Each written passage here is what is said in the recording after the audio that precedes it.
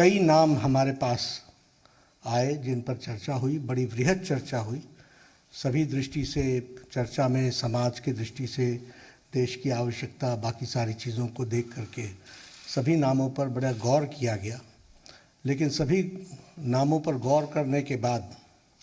हम सब लोग और भारतीय जनता पार्टी की संसदीय बोर्ड इस निष्कर्ष पर पहुंची है कि उपराष्ट्रपति पद के लिए भारतीय जनता पार्टी और एनडीए के प्रत्याशी के रूप में हमारे किसान पुत्र श्री जगदीप धनखड़ जी को हम उपराष्ट्रपति पद के लिए अपना प्रत्याशी के रूप में घोषित करते हैं। हम सब लोग जानते हैं कि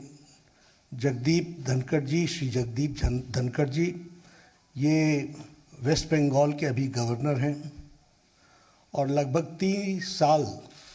3 दशक तक सार्वजनिक जीवन में इन्होंने काम किया है। धनखड़ जी एक साधारण परिवार से, किसान पुत्र, एग्रेरियन परिवार से, किसान की भूमि से आते हुए अपने जीवन में सामाजिक और आर्थिक बाधाओं को पार करते हुए उन्होंने अपने जीवन में उच्च लक्ष्य को प्राप्त करने में और सामाजिक जीवन के रूप में देश की सेवा करने में कोई कसर नहीं छोड़ी है।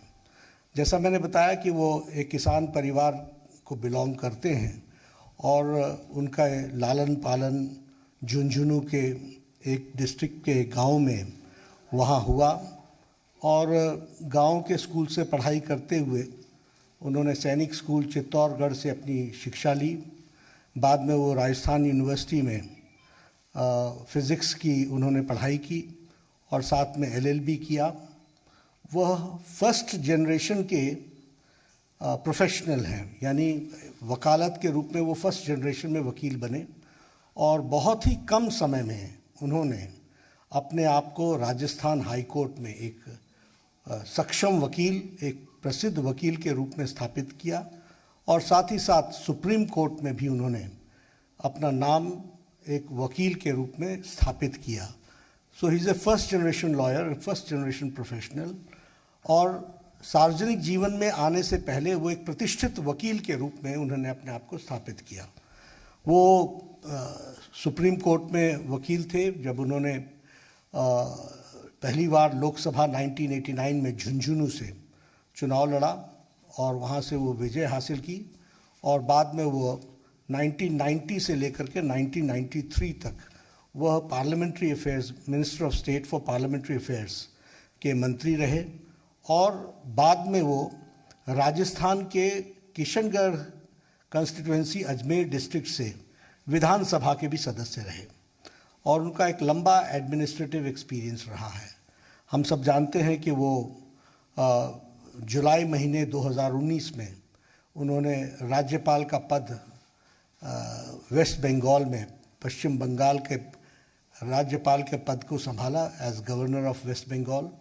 और हम जानते हैं कि उनकी छवि पीपल्स गवर्नर, लोगों के गवर्नर, लोगों के दिल पर राज करने वाले ऐसे शख्सियत के रूप में वो राज्यपाल के रूप में स्थापित हुए हैं। और उन्होंने जिस तरीके से सार्वजनिक जीवन में सेवा की है और लंबे समय तक सेवा की है, इन सारी बातों को ध्यान में रखते हुए भारतीय जनता पार्टी और एनडीए ने ये तय किया कि किसान पुत्र, साधारण परिवार से बढ़ते हुए फर्स्ट जनरेशन के प्रोफेशनल,